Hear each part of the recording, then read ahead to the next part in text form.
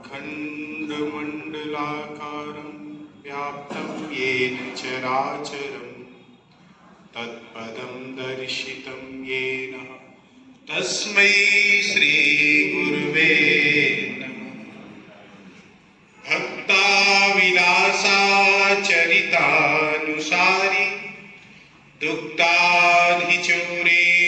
यशो विसारी कुमारिकानन्दित घोषनारी मम प्रभु श्री गिरिराजधारी। समस्त मंचासीन प्रबुद्ध जनों को प्रणाम करते हुए और आगे आप सब जो लोग नर के रूप में नारायण माताएं भाइयों जो बैठे हैं सबको प्रणाम करते हुए जैसा संचालक महोदय का आज्ञा हुई है उनकी आज्ञा का पालन करने का प्रयास करूंगा। आज नवोज्ज्वल फाउंडेशन का चतुर्थ स्थापना दिवस है और स्थापना दिवस तो वाकई में ऐसी ही संस्था, ऐसे ही व्यक्ति, ऐसे ही प्रकल्पों का मनाना चाहिए जो संस्था में, संसार में, समाज में कुछ स्थापित करे, कोई आदर्श स्थापित करे, मानवता का आदर्श स्थापित करे, उन्हीं का स्थापना दिवस मनाने योग्य, अन्यथा तो केवल समय और पैसे का केवल प्रयोग ही है।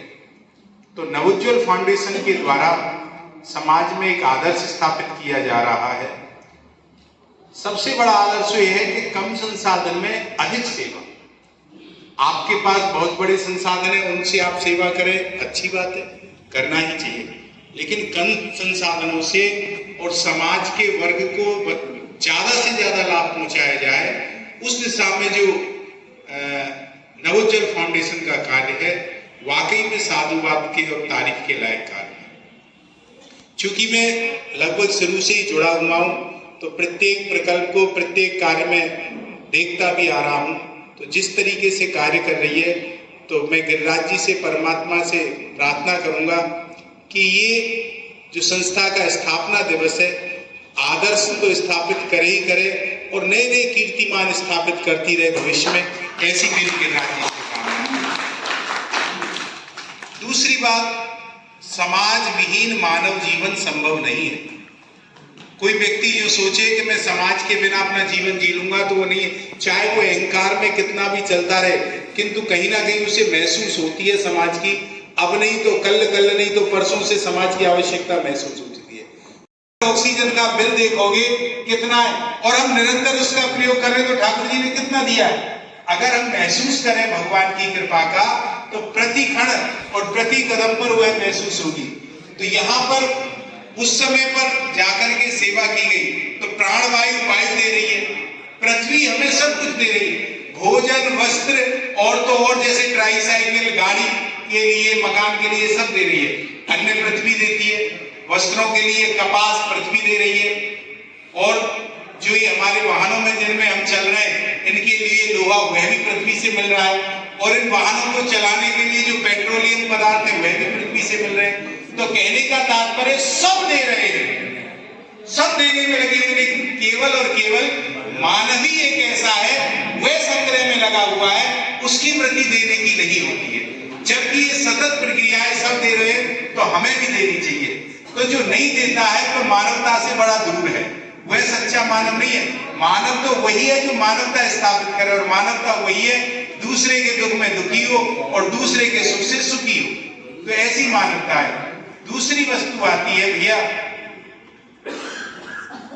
देना आज से नहीं, अनादिकाल से हमारे समाज में चला आ रहा है।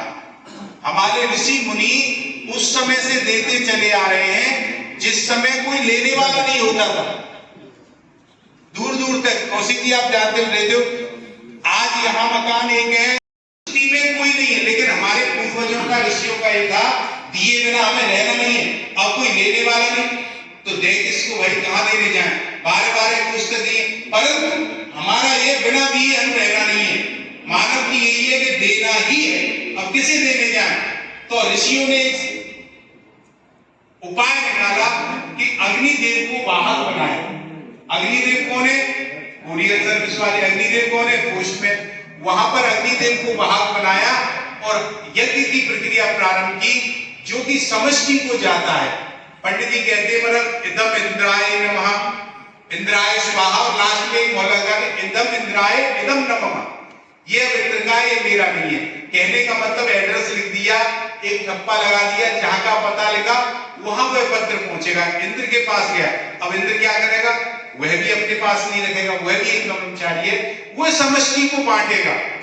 तो वहां इस तरीके की प्रक्रिया लास्ट में कह दिया इदम इंद्राय इदम नमः। देने के बाद में उस वस्तु पर अपना कोई हक नहीं होना चाहिए। वही है कहने का तात्पर्य, जहां हमें पता ही नहीं है कि हमारी वस्तु किस पर जा रही है, वह जो देना है वह सच्चा देना है। अगर आप अपने मिलने वाले अड़ोसी पड़ोसी को दोगे तो वह दान भी आप में एक अहंकार उत्पन्न कर देगा। कितने लोग अपने परिवार में देखते हैं, कहते हैं भैया अरे मैंने इसको कितना किया फिर भी इसको जरा सा भी एहसान नहीं है, कहते हैं ना, कहते हैं। तो एहसान का वही अहंकार बढ़ गया, देने का जो फल है वो समाप्त हो गया आपका दान का। तो वस्तु जहां हमारा कोई अपनापन नहीं हो, परायापन नहीं हो, वहां जानी चाहिए। तो यहाँ आप जो नवोज्वल फाउंडेशन के द्वारा सहयोग करते हो, तो आपको नहीं पता ये ट्राईसाइकिल किसको जाएगी, आपको नहीं पता ये व्हील चेयर किसको जाएगी, लेकिन जिसको भी जाएगी उसके जीवन में खुशी लेकर के जाएगी। वहां सच्चा देना है। अब बात कहीं में एक और देखी जाती है, दान अगर हम अपात्र को करें तो उस दान का भी फल ना होकर के पाप का फल लग जाता है। जैसे आप सब लोग गिरिराज जी वृंदावन जाते होंगे, गिरिराज जी पे आवाज जाओगे तो दान घाटी पे कुछ लोग जैसे सर्प जाति के या कुछ लोग साधु वेश बना करके घूमते हैं और आपको ऐसा लगेंगे बड़े गरीब है, या कुछ रास्ते में ऐसा लगा लेते हैं कितना घाव है, देखने में ऐसा लगता है।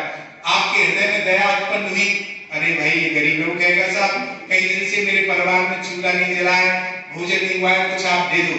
आपके मन में चूंकि आप भावुक व्यक्ति है, भाव आया, आपने 500 रुपए 100 रुपए जो शक्ति है उसको दे दिए। विचार आया कि इससे आधी आटा दाल ले जाएगा तो इसके घर में चूल्हा जलेगा, तो इसके बच्चों को भोजन मिलेगा। किंतु क्या जरूरी है वो सामान ही ले जाए और वो